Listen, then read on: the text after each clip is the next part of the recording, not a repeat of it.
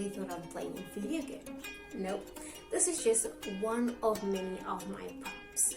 So at my office, the current company I'm working for, I am known as the prop queen. Not because I have many props, but because I am able to use the props that I have properly, efficiently, and well, at the good time. So I know when to use. If the subject is shells, we have a shell over here, so we use the shell. If we're talking about video games, I have my very own clay-made video game controller. If we're going to talk about flowers, we have a flower here. Ooh, are we going out to celebrate something? Yes, then we have a glass of champagne. Okay, so we have a glass of champagne. And lastly, well, it's not the last prop, but if we're going to travel, we have our passport from Wonderland. That's where we are from. It's empty, but I use it when I'm talking about traveling. And one of my greatest companions are, let me grab it for you. Okay. So one of my greatest companion is Bruno. I love Bruno, and I use him when I want to ask the student a question and they find it difficult to answer. So I'll be like, Bruno, what do you think? Oh, Erica, oh, teacher, I don't know. Let's think together. Maybe we can think together and get the answer. So there, if the student says, I don't know, then Bruno also doesn't know.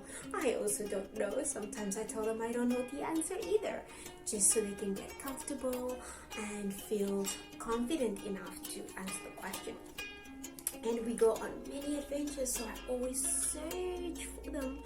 Oh, where are you? I can't see you. Oh, there you are. So I have a little satellite that searches for them. And I know a lot of people think that they have to spend lots of money buying props and just buying toys, buying everything, but you don't. All you need for props is a little creativity, lots of colored paper, and just topics. Okay, so you need to see what topics do you teach often. The one thing I always have as well, because some students, if you ask them, how are you? They'll be like, what is this foreign woman saying? So I ask them, are you happy or are you sad? And they'll see. Then I put them both together and I'll be like, happy, sad, happy, sad, and they'll be like, happy, happy.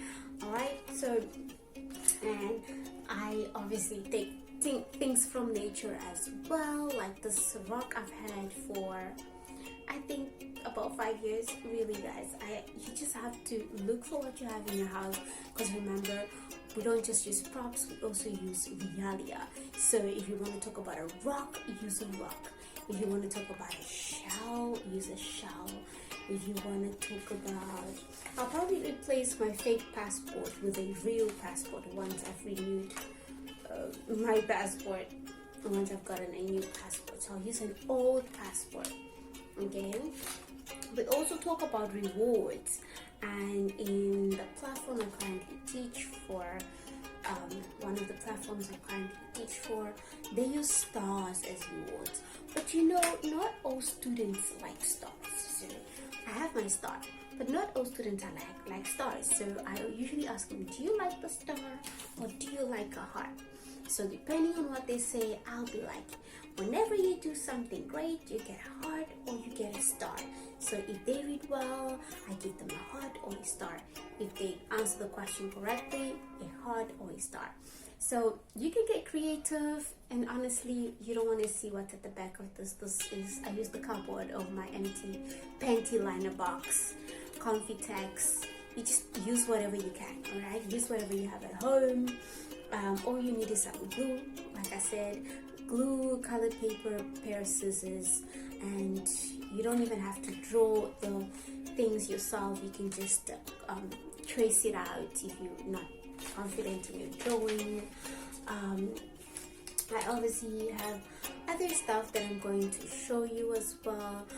You did see my prop bag in the other video, so we are going to take a deeper look into that, into my prop bag. I'm looking down because it's there on the floor at the moment, because obviously I'm teaching. So yeah, you really don't have to go spend a lot of money for props to use for the kids. And you know, I also use my background a lot. Do you play any sports? Yes, I do, teacher. What sports do you play? Do you play football? Do you play rugby? Do you play baseball? And we have over there tennis, basketball. All right, and do you play baseball? And for the adults as well, sometimes I'm like, oh, do you do yoga? Do you exercise? Like the other day, we were talking about the Olympics, and the word racket was one of the vocabulary, and one of my adult students said, teacher, what is a racket? And I was just like, racket, that's the racket. And she was like, oh, racket. So you just have to be creative. Look at your surroundings, know what you're working with, and make your lessons interactive, fun, and use whatever is at your disposal. So that's it for now. We're going to now take a closer look into my prop bag and just have a look at what I have. And most of those things I had them, or I've collected them before I even started teaching online. So these are like toys I used to get from Happy Meals. Yes, I buy Happy Meals at McDonald's. Some of them are toys from other things. I don't know where I got most of these toys. Oh, that Bruno was a gift from a friend. Yeah. But anyway, so yeah, use whatever you want. Steal your little brother or little sister's toys, or borrow. Don't steal. Borrow your little brother or little sister's toys just for the lesson. Tell them you'll bring it back, of course. And yeah, be creative, be interactive, have fun with the kids. Like literally with kids, you have to be a kid. And I'm not saying it's going to be successful with every kid, because you know, some kids are just not here to learn English. They're just like, why do I have to do this? And this woman looks crazy. But yeah. Anyways, thank you guys. Let's have a closer look at my